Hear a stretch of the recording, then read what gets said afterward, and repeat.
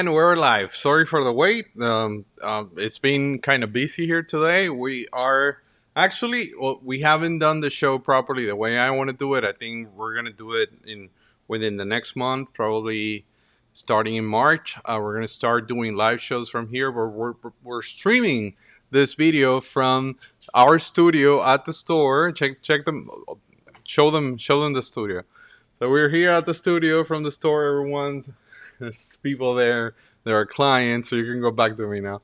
And we have this. Let's go straight up to what we hear today. We have this, as you can see. You might want to go back to the studio view.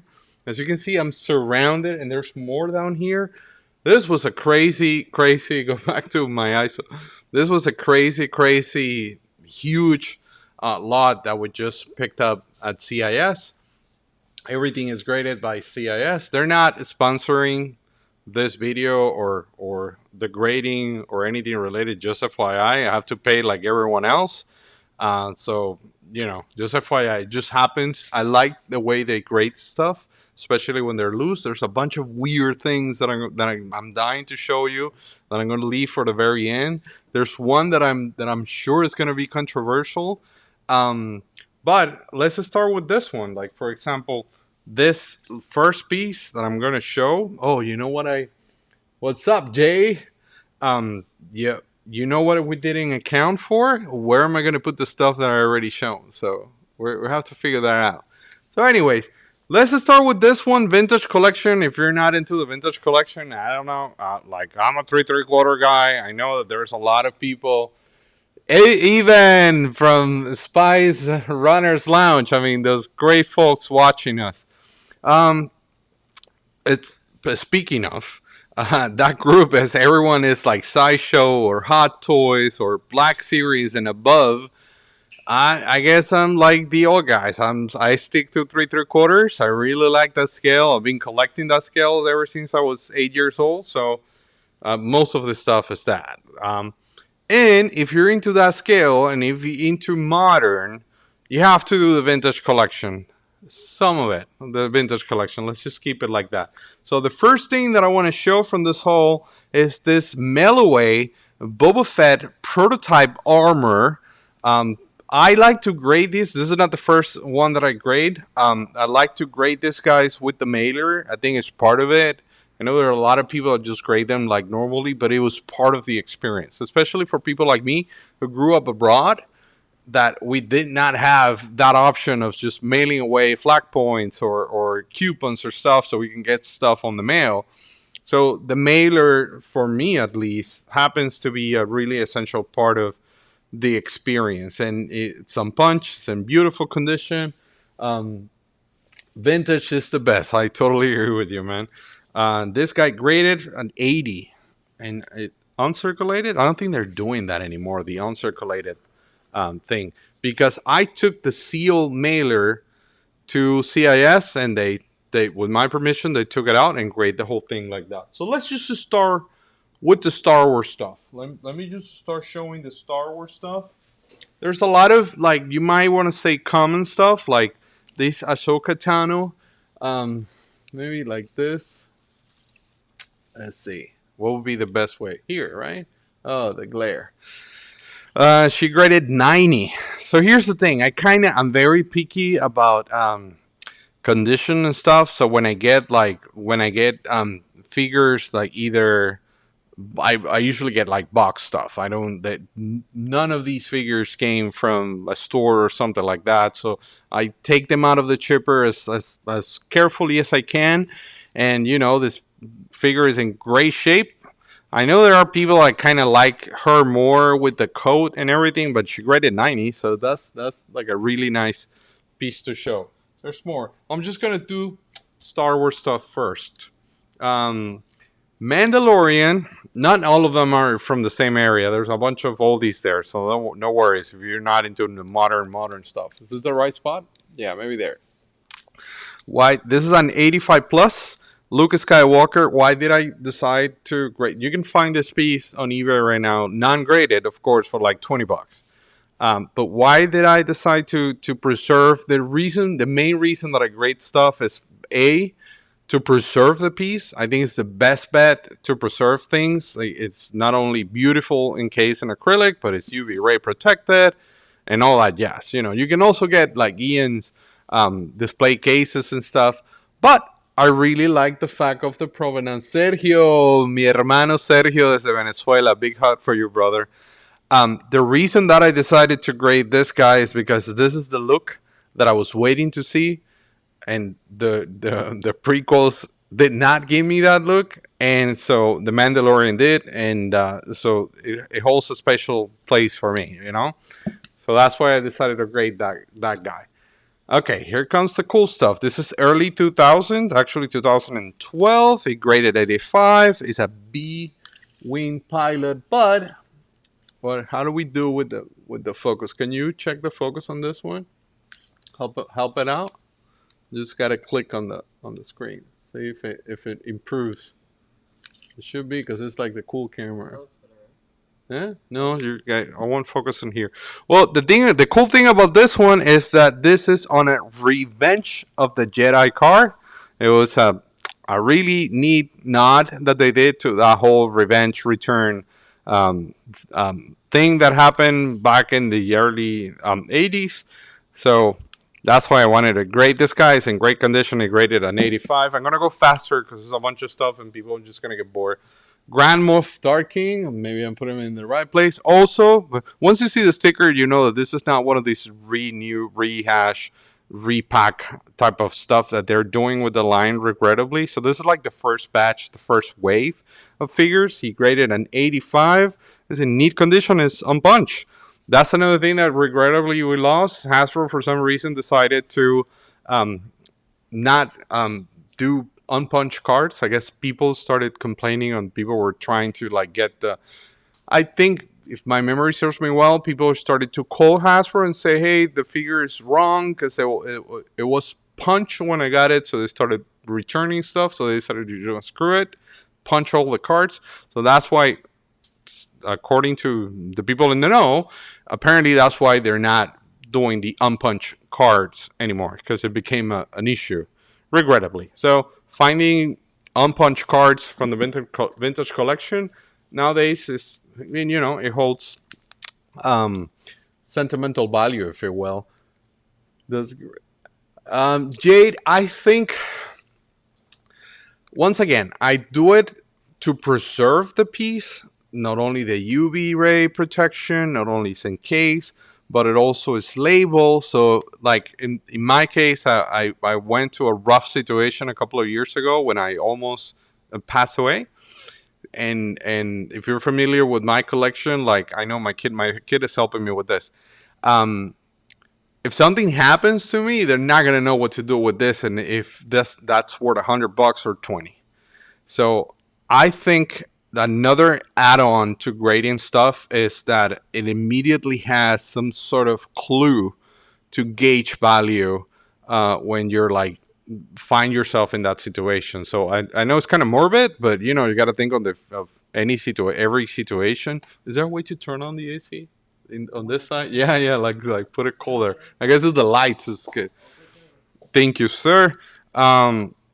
So this Mandalorian was the first Mandalorian with the Beskar armor, and that's why I decided to grade it. So do they sell better? I think so. I think there are a lot of collectors that preferred they're mostly in transition into graded only collections.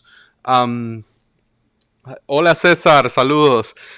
So yeah, it holds whole value. Like in Star Wars, I think it does for sure holds value, and I know there's a lot of resistance on the G.I. Joe camp, which I have a bunch of G.I. Joes. I'm just gonna start with the Star Wars stuff.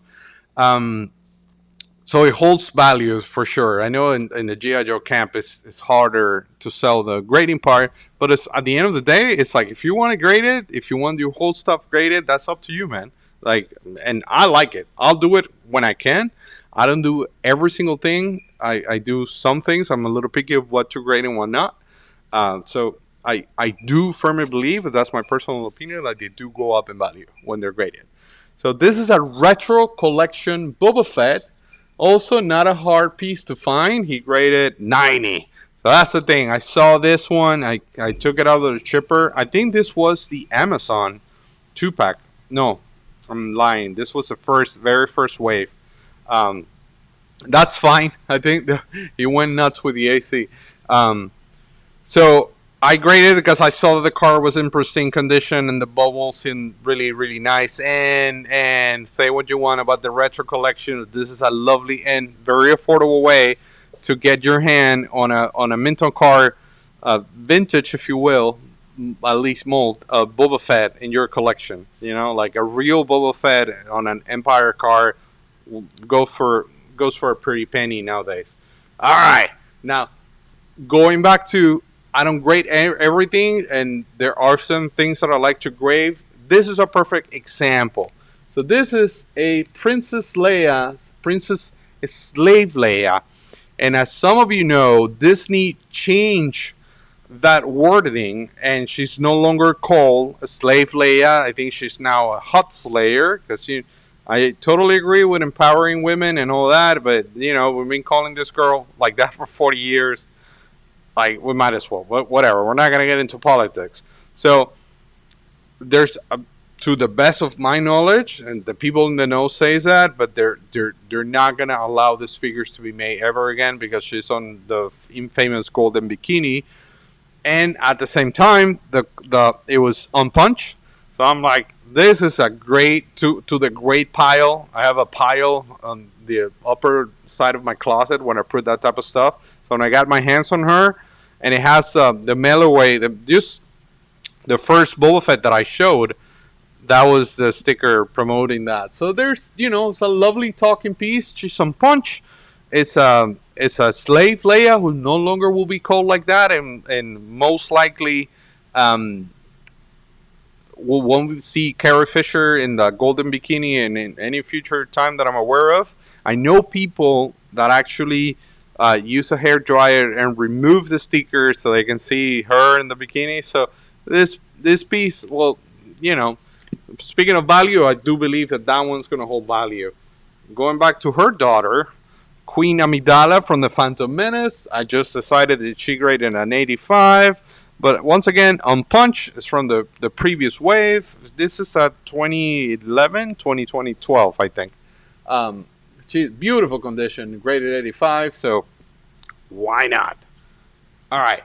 So, okay, let's just start getting into the interesting stuff. This is what is called a proof card, but from the vintage collection. They were released at San Diego Comic-Con. This graded 95.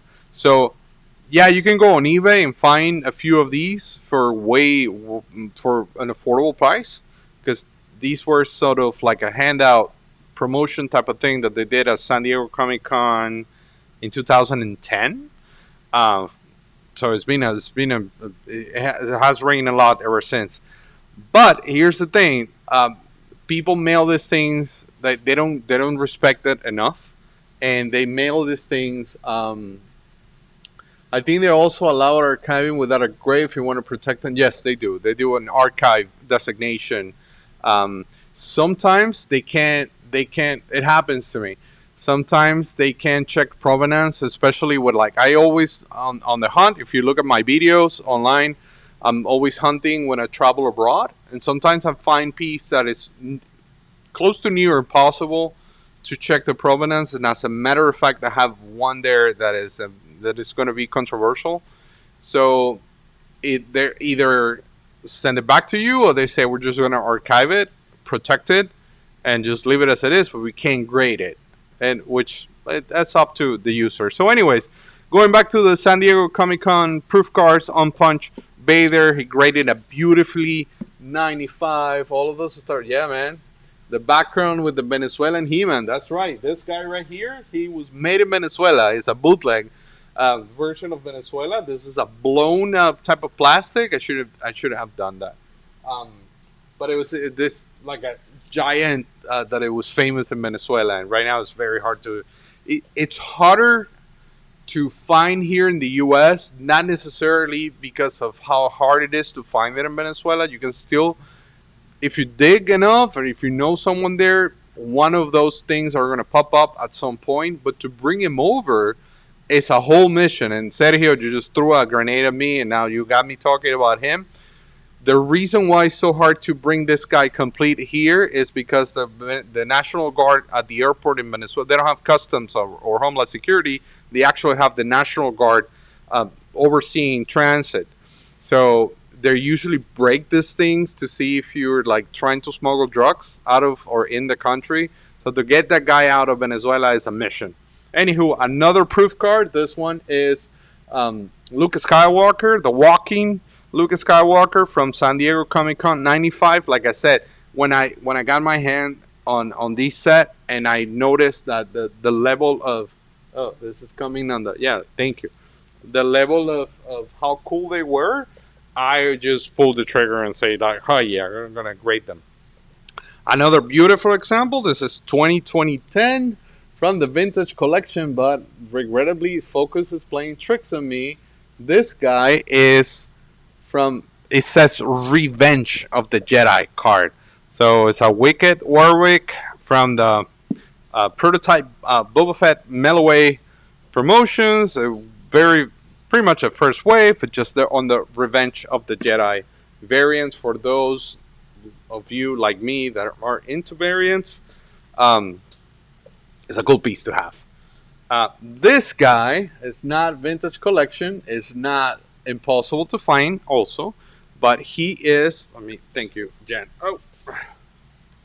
He is from the Ralph McQuarrie design set, if I'm not mistaken, and maybe Chris B from galacticfigures.com can help me with this, but I think the mold was repurposed in a later version. But this helmet, which is a sketch from the very first early concept that Ralph McQuarrie did for Boba Fett, I think it has only been released with this figure, if I'm not mistaken. It graded 80. This one is not easy to find in good shape because the way of the car back, especially when it went to retail, like that hook was, is in decent condition. But if you're a Boba Fett fan, this is your guy. Definitely your guy. I'm just going to start handing them over to you. Okay, so Luke, why did I grade this guy? Oh, because it is the first wave. This thing has been repacked and redone 3 or 4 times. If I'm not, I think I lost count. So this is the very first wave of the Luke Ender Escape. It graded 80. I don't know. I just thought it was a neat figure to have. Okay, this is one of the nice big hitters. A foil card. It's a Commander Cody foil card from the early vintage collection. There was a point in time that these guys were going for like $1,000 on eBay. I never understood why. I think the market just like settled now, and it's not going for those crazy prices anymore. Not that I'm almost certain, but ever since it went to that peak of crazy money, I just decided to put it into the gray pile, and it just came out. Let me speed it up. Okay, this is on the Star Wars pile, but it's not necessarily Star Wars pile. Let me see if I can give them a better look at that. There we go. I'm gonna play with this. So this is a Super 7 reaction alien figure. If you see my videos or if you know me, I'm a die-hard fan of Super 7. Yes, sir. Oh, Evan, you have to wait to see what I have to the very end of the video. I'm gonna show something that you don't see every day. You see. So this guy was a San Diego Comic-Con exclusive, if I'm not mistaken. Yeah. So it belongs to the Alien reaction line, which is massive and expensive and beautifully done. It graded 85. But if you, as a Star Wars fan, if you're not familiar with this, if you see something similar to it, is paying homage to Hammerhead. Because I'm not gonna dwell into that story, but apparently there was they think they used the same bucket when they were pitching the line. So Kenner there's a story between Hammerhead and the original 1978 Alien Kenner. So Super 7 was like reversing the favor and paying a homage to Hammerhead. I believe that's how the story goes. I don't remember that right now. And so this is why we got this Alien Super 7. I have it open in my cantina diorama, and it's sitting right next to an actual hammerhead on the picture. Kind of emulates that feeling that he was sitting at the cantina. Of course, a xenomorph won't play nice in any environment, so that's just modern fantasy. But kudos to Super 7 for doing that type of stuff. Another San Diego Comic Con proof card. This is a Han Solo Empire. Let me go with the proof card fast. There are a lot of people that dig this type of stuff. So what happened when you get the whole line? Which is not as hard as you think. You start getting into this type of stuff. Like, what do you do when you stop collecting? You either get into prototypes or foreign variants or this type of stuff. And then, once again, 85 plus. Han Solo was a 90. You can find these loose on eBay, but then they go and ship it on a freaking envelope. And then good luck when it gets to your place. So I spent a few years tracking down a really nice set of them precisely to preserve them in the way that they deserve. And this might be the last card. Yeah, because this is another look. This week I had two, also a 90. But leaving this one for last of the card. But this is a Boba Fett. If you're like me, who has this niche or this focus on Boba Fett, you gotta have this one. So it graded 95. It's in beautiful shape, also on punch, and it's Boba Fett. Like you don't need to say anything more. Just Boba Fett. Oh man, I missed so much the expanded universe before the mouse took over. I think the focus is here. You see? Is it me? Maybe if I do it here. So expanded universe, non-Anor. He graded 80. They're not gonna make these guys anymore because, as you know, the expanded universe is no longer the expanded universe. It's now whatever it is that they call it nowadays. So I was like, why not? Plus on punch. Trying to go fast on the pile. Once again, expanded universe. Darth Malgus. I love that game. See, you gotta help me with the focus there. There we go. It graded 85 plus. They actually did like a really nice integration that I was somewhat part of it in Times Square, and when everyone was paralyzed and stuff like that. What's up, Geek Man and the Masters of the Thunder Nerds? Good buddy of mine. They love that figure. Which one? I missed that one. I'm trying to go fast because I don't want people to get. This is the Joe pile, so I'm not gonna jump into that. I already did the B-wing. So this was okay. So this is a funny story. So this is the Mandalorian. Now I actually checked it out this morning on eBay. This is the first Mandalorian with the Beskar suit and the yeah, of course non-Amor. It doesn't look Star Wars, and that was the beauty of expanded universe. So the story with this guy is that it was the first time that it came with the child, if my memory serves me well. It comes with this thing, I can't remember how they call it, the bucket thing. But this was an Amazon exclusive, and as you might know, they don't know how to treat mint card figures. So I would say 90% of the people that pulled the plug on this figure on Amazon just got it totally destroyed. So it graded 85 plus. So when I was lucky enough, because I never have an issue with Amazon, I'm gonna say that publicly, so they keep putting my stuff, my content. When I noticed that mine came in nice condition, I put it on the too great pile. All right. So Spice Runners, you were there when this happened. This was at MegaCon. This is a retro collection Bo-Katan figure. Signed by, let me see if I can show that. See? There you go. I think we should do it like this. It was signed by Kate at MegaCon Orlando, I think 2 years ago. So nice. That lady was so nice. The line was huge. She was already over time, and she decided to stay and wait until everyone in the line got taken care of. So I got this beautiful figure signed there. You got a signed designation, which is a yellow label, new for me, and he got an 80 autograph, which is, I liked it, especially since I was there. This is another figure that you will probably find for $15 online. But here's a prediction. Let's just try to do it like that. I think it works better, right? Here's a prediction. Canon Jairus. He's not gonna come back because he got killed. 80. Do the promotion of the show. Bestial. Oh yeah, we got Eternias in the house. But I'm talking to a bunch of Star Wars dudes or Joe's dudes. But yeah, Eternias in the house, and we got a couple of those beasts. The box is huge. It's bigger than I thought. And if you're in the area and pass by the address that's scrolling down, you come and check it out. The box is huge.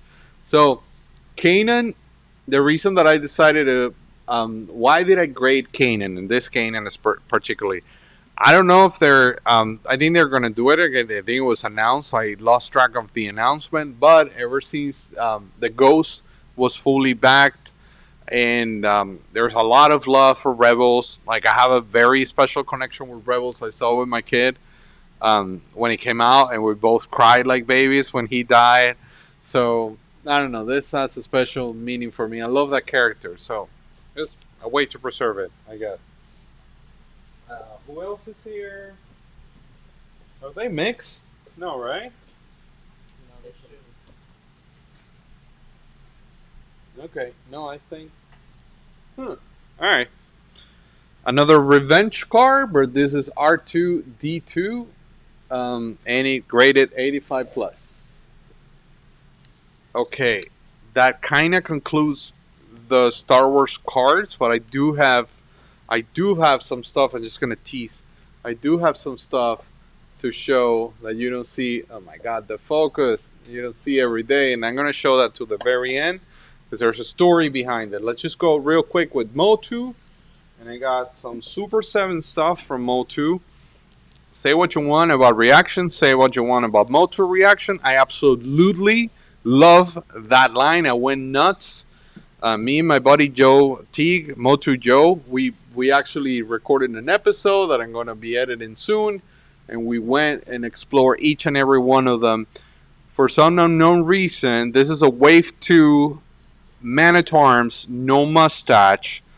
This guy is I don't like to say impossible, but I think he floats or surfaces on eBay once per year, let alone mint on card, on punch, and he graded 90 in a beautiful shape. This, out of the whole line, this is one of the hardest figures to find. I know I tracked it down for like 3 years before I got mine. So when I got this one, I'm like, I gotta grade this guy. Not as hard to get as the previous one that I just showed, but this is just such a nice figure. It's a Slime Pit He-Man. He graded 95, and that's the thing. The car is in beautiful condition. I love the art. Jason did the art. That's one of the main things that I like about this line, and I think it deserves to be preserved, like I said. And this is the anti-He-Man. Man, we gotta work on that camera. The anti-He-Man, but this is not the regular one. This graded 80. This guy is a variant. He was released, of course, the certificate is there. He was released on a German convention. Abdiel, yeah, man, estaba super busy. I love Puerto Rico. I had a lot of fun, but I couldn't. It was back to back to back, and I didn't have a chance. That's why I didn't text you. I didn't have a chance to do anything, bro. But next time, I gotta go back. I gotta go back to Puerto Rico. I love Puerto Rico. We had such a lovely time. So anti-He-Man, German convention, German variant. That's so no, Kyle. That's not the Star Wars, because I have something that I'm gonna save, and that's why I'm scrolling. That I'm gonna save that you don't see every day. I'm gonna explain this later. Hold on, but I have things that you don't see on a daily basis. And I'm just going to tease it real quick, because this is going to be I'm either going to get burned for this, or I don't know what's going to happen. But let me just tease this beauty right here. This weird guy right here. So yeah, I'll explain the Star Wars stuff. Let me just go through the GI Joe stuff really quick. Um, Agree, Sergio. All the Super 7 stuff are. So going back to the proof card, let me do the Joes quick. Going back to the proof card, I was lucky enough to get my hand on a set. They were labeled overstock. Because, yeah, I know. I have mixed feelings about reaction figures. Yeah, I know, man. I don't know. I don't know. It's like the Motu stuff, I went deep into it. Thank you, Super Chat. Man, thank you so much, Aiden, for your support. I went deep into the Motu stuff. I love it, and especially after I heard that the Mattel took the license away from Super 7, I knew it was going to be, I immediately figured out that it was going to be a limited edition type of thing. So that's why I went for it. There are some pieces that are getting like out there in the market. I think here's the thing that I have with Super 7. I think Super 7 is run by collectors, people that actually collects, people that are in the know. They do the proper provenance when they get their hands on lines. Like they're doing that right now with the Turtles. They're doing that with the Simpsons. They go and check and they try to give you whatever the original line did not made. So I think it fills a gap into my collection. At least it did. It pays homage to what they're trying to do. What would have happened, especially with reaction, if Kenner back in the day would have grabbed the Thundercats line or the He-Man line? They would have made it like the Star Wars figures. So for me, it blend in with the rest of the stuff that I have. So anyways, going back to proof cards, I got the full set of. These are the female GI Joe officers. They're all on punch. They're in beautiful condition. Most of them, if not all of them, are either 90 or 85 plus. This was a lucky strike. I can't thank the guy that helped me get this, because he might get in trouble. But these were hand over. One last one. Got each and every one of the girls. These were used during the pre-production phase of the line. So there's more girls. Yeah, that's the thing. They went nuts with the variants, like the different color skins and different bubbles. So, and I haven't jumped on this one because of that. I have a few. I have all the Snake Eyes because I'm a Snake Eyes guy. I have Sartan and I think a bat that I really like. But these are one of a kind things. I have not seen anything like that popped up. So I just pulled the trigger. I couldn't resist. I couldn't wait for it. Focus, help me. I think I saw a ghost in the back. So anyways, I got a full set of car backs from Super 7. Pre-production. They were graded overstock by CIS. I disagree. I told them. But they gotta check their provenance, and they couldn't call the person itself, so they can't label a pre-production. I know for a fact that there were pre-production items, but it is what it is.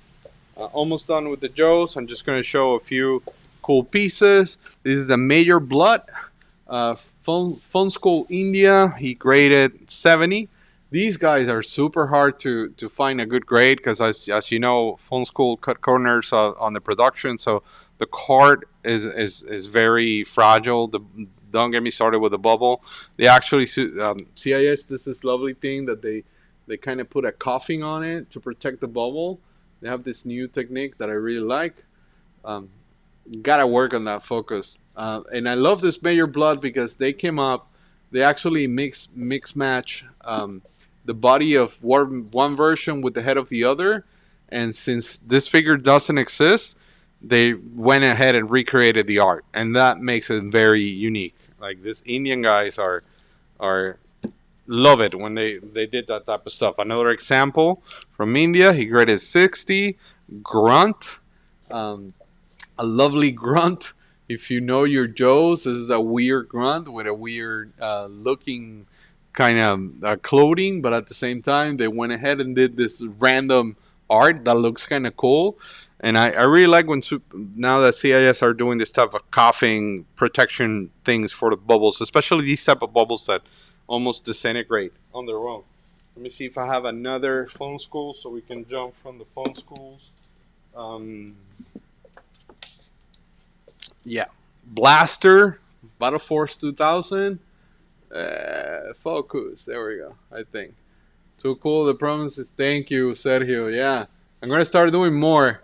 So this guy actually, this came with a weird O-ring that I've never seen before. At least I haven't. So I decided to grade it. He doesn't surface.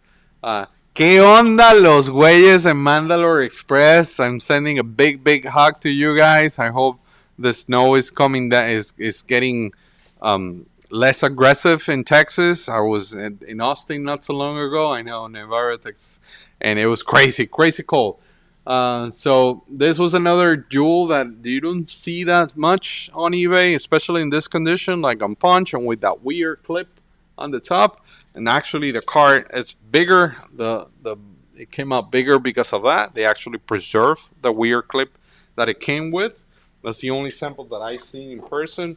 That doesn't mean it's the only one that exists, but at least the one that I've seen. This is a first batch flint that in there a few years ago it was really hard to find. Now there is popping up more, but the one that is popping out right now, it says Russia in the back. This is actually made in India. I graded 80 plus. Gotta love my phone schools, man.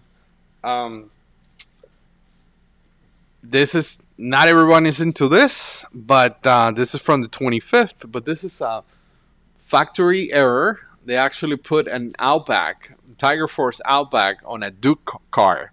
So I absolutely loved it. I love when these errors happen. So I got it graded 85. I'm surfing really fast through them. This is what I call a transition card because this is Action Force before. This is actually Action Man turning into Action Force. That's how it was. But this is prior to Bob Purpose pulling the trigger, taking over the international business operation in the UK with Palitoy, and then rebranding the line as G.I. Joe. Because for the very first batch was like that, but this, I call it a transition card because as you can see, it says Mutt in Junkyard. Mutt y su perro mestizo en español. So that means it was originally released because of the Action Man Action Force in the UK, and then was sent to in Spain, therefore the Spanish. But apparently it did not work. Spain was still into Guyperman and the big scale, so this smaller scale took a bit to penetrate the market. So the overstock was sent to France, and then that's what it has. The sticker that says "Nouveau," which means new, entirely articulated. I'm not gonna try to pronounce that in French because my French is not fluent enough. So this guy.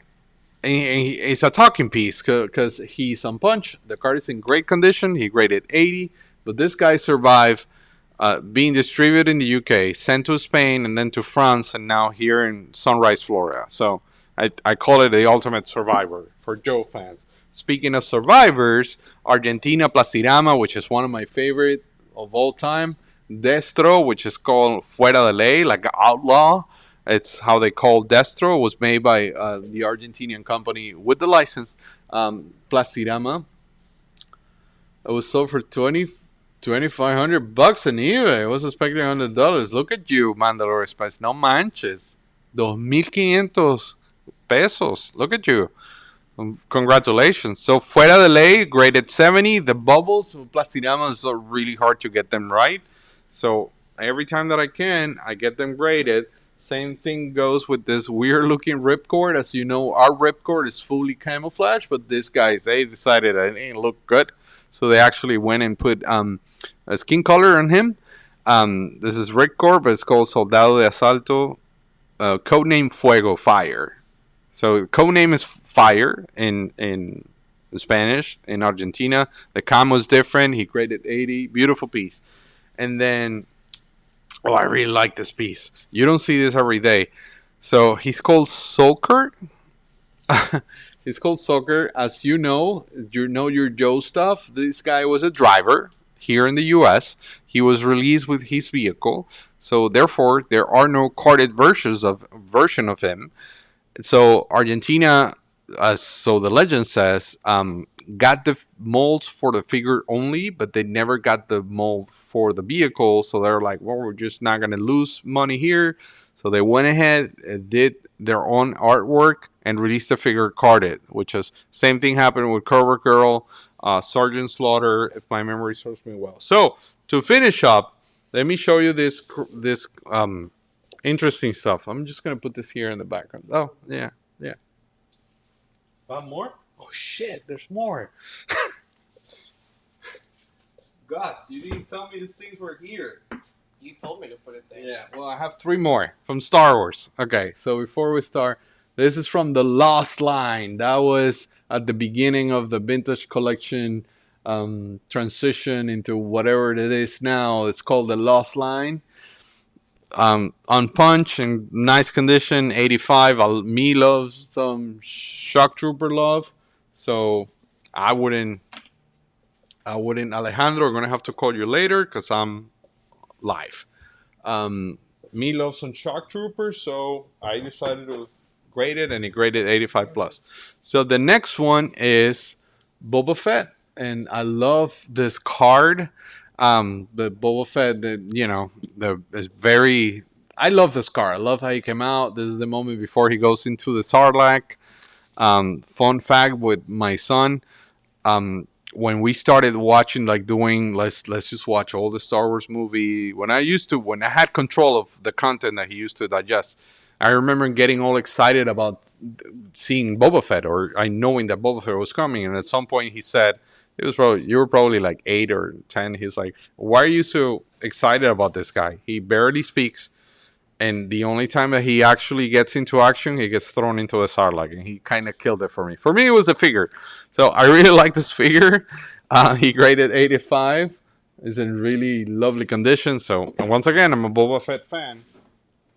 And this last Star Wars figure is a Java Off-World from The Mandalorian, which is not hard to find, but it was signed by Susanna Malek, which is an absolutely lovely lady. We had such a nice time getting to know her in one of the conventions. Such a cool lady.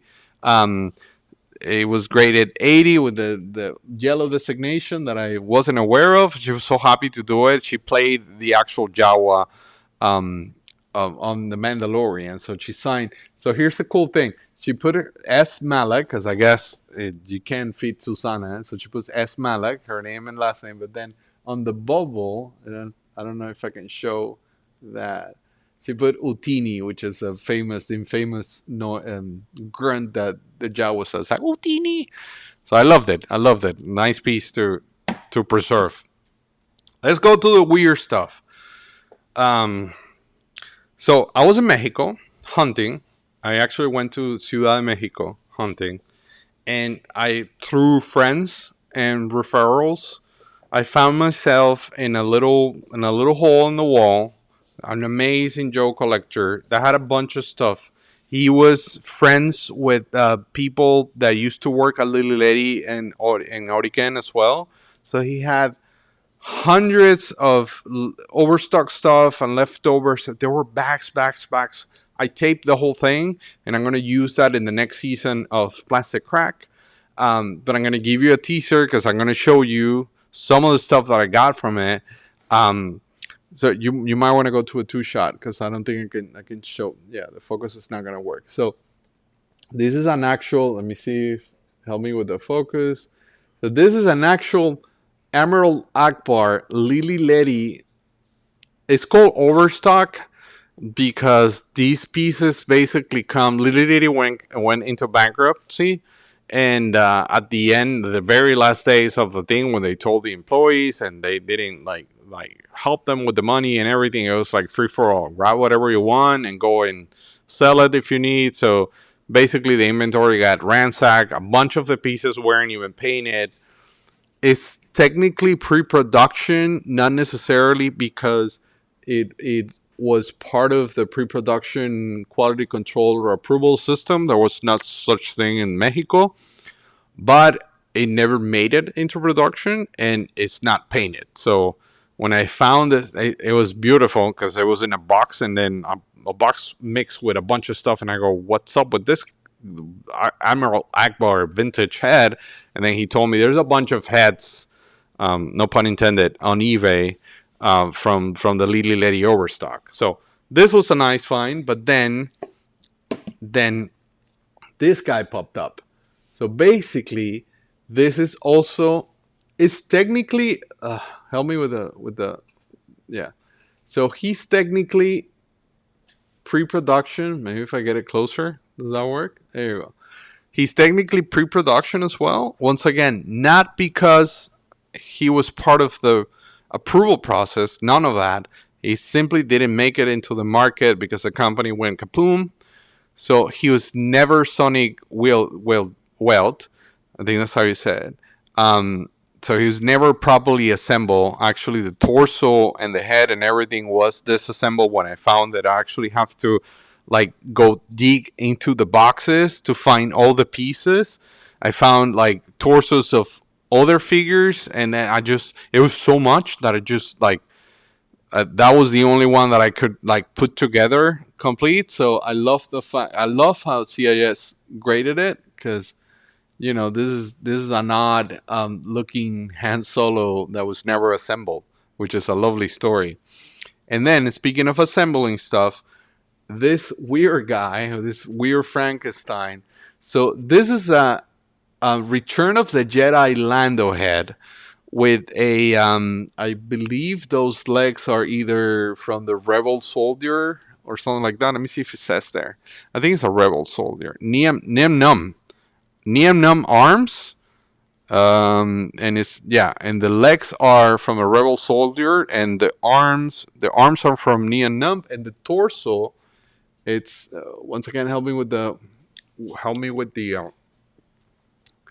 focus. The torso is from Luke Jedi Knight. So you go and say, how did this happen? It was not a factory error. It was not a mistake. It was in that process. So I was told by former employees that people were there when they said, this is going down, free for all, grab whatever you want. The actual employees that just went and did like hit bash of pieces that they were trying to salvage before doors were closed. And then they sold these things on flea markets. So this is basically like a test shot type of thing. It's not a prototype. It's unpainted, and it's a combination of different figures, which makes it, at least for me, a beautiful find of weird Mexican history among Star Wars. I don't know if there's people watching. So the very last piece, which is a controversial piece, and I'm actually going to show you a little bit of the video that I taped when I found this guy. That you might want to click on the video, on the Blix video. So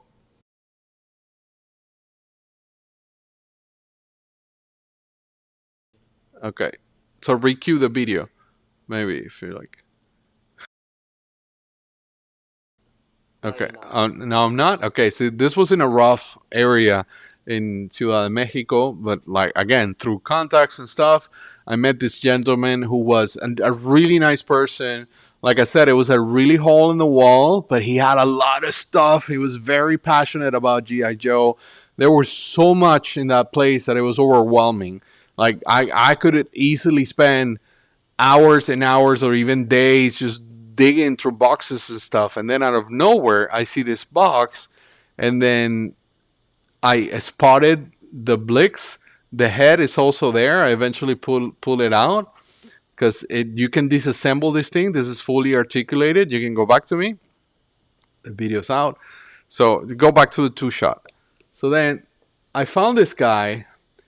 So we had an internal debate with CIS. They think it's a vintage bootleg, but it's articulated.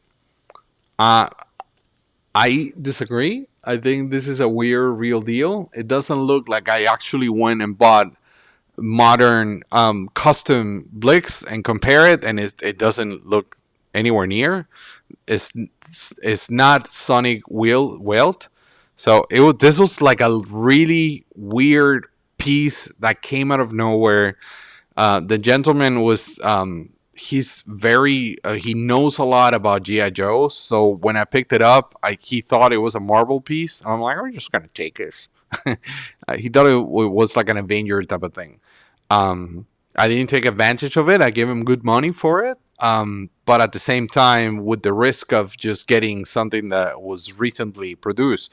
So after a lot of checking and trying to get provenance and that type of stuff, it was determined that is a vintage bootleg version of Blix that I at least I have not seen anything like this ever before. Um, and it's one of those things, man, that you don't know. I mean, I'm not gonna I love CIS, but I don't fully agree with the whole bootleg designation. It's just weird. It's one of those things that you either A for archive or just let it go, and it just came like that. I know how I found it. I'm gonna play the video again for you guys because I know I'm gonna be just play the video and open my mic. Um, my mic open. Okay, so once again, this was the spot. This is just a tiny piece of the whole video because I'm gonna use the whole segment for Plastic Crack Season 2. But that green wall that you see right there, that's pretty much the whole space. It was everything was packed, jam boxes, and he had like bags of GI Joe overstock pieces. And so out of nowhere, I spotted this guy on a little box there. And that's the moment where I spotted the guy. It was mixed with some other pieces, some marble pieces, some little Letty stuff, and that's where he came. To the best of my knowledge, Mexico never produced Blix. Um, as you know, it was a canceled piece that it was only made in by Glasslight or Glaslichi, as it said in Portuguese. So I'll go back to the two shot. So I just left this weird piece before the town comes with the torches and say I'm being honest here how I found it, and that's why I'm showing the video. And I don't know, it's just a near very interesting piece that I was just not gonna pass on. I took the chance, bring it over, and let's see where this leads to. I think I'm gonna put it on eBay, to be honest with you, to see what happens. Someone else, another collector might get a kick of it. So um, here's the last look at this weird recently found Blix. You can go back to my ISO before we say bye. So thank you, everyone. Oh, how much? I don't know, Kyle. I'm gonna put it on eBay and see where that goes. I don't know. I wouldn't even if it is a legitimate Blix. You know that we're talking about in 10K and above. If it is a vintage bootleg, I don't know. I have no idea how much something like that will go. Like I do appraisals. I think especially now after we did this whole thing with the store and not just as a collector that I kind of know more or less the price on the market, but I wouldn't even know how to price that thing properly. So I'm just gonna put it on eBay and see how it goes at some point. Probably within the next few weeks. I don't know. Maybe I'm just gonna hold it here. I haven't fully decided what I'm gonna do with it. I might keep it. I don't know. I'm trimming down my own collection, so I'm. We'll see. We'll see what happens. But I would like to thank everyone for tuning in. I'm gonna start doing this more often. The next week, next week we're gonna have a crazy. I'm not gonna do a live because it's too much. We're gonna have a crazy Transformers G1 collection coming in. I can actually show you. Let me just tease it because the guy was like, I think I have more than one I thought. That's what he told me. So he sent me a picture. He's like teasing with me. He sent me a picture. This whole thing is Transformers G1. So all of that is coming next week. Along with a bunch of new stuff. I mean, we're trying to bring new stuff every day. We're trying, to have stuff circulating. I'm running out of space, which is a lovely problem. So I need to start burning stuff so I can bring more stuff in. But I would like to officially thank everyone. This is the first stream from the cabin in 2024. Everyone who has shown so far so much support for us, have paid us a visit and pass by and say hi. We have a lot of crazy stuff here besides the regular stuff, and I'm very grateful with everyone who have shown support. And I think this is a dream come true to have a store, and I'm very happy that I'm actually adding new stuff into the community. I see more. What does it say? I see a comment. Yeah, G1 more than meets the eye. Dude, crazy collection. A truck load of G1 Transformers coming next week. So, anyways, thank you. I think we went overtime. Yeah, we went overtime for what we had planned. But this was the crazy lot that I wanted to show you. By the way, on our YouTube channel, you're going to find, if you go into our YouTube channel, you're going to find a huge lot of actual vintage Star Wars figures that we got not so long ago. The collection is right there. Crazy collection. Some of those pieces are already sold. But go and check it out and check the rest of the stuff that we're doing. Thank you so much for the support. Share this thing with whomever you think is going to enjoy this crazy video. And once again, thank you for tuning in. We'll see you on the next one. Bye.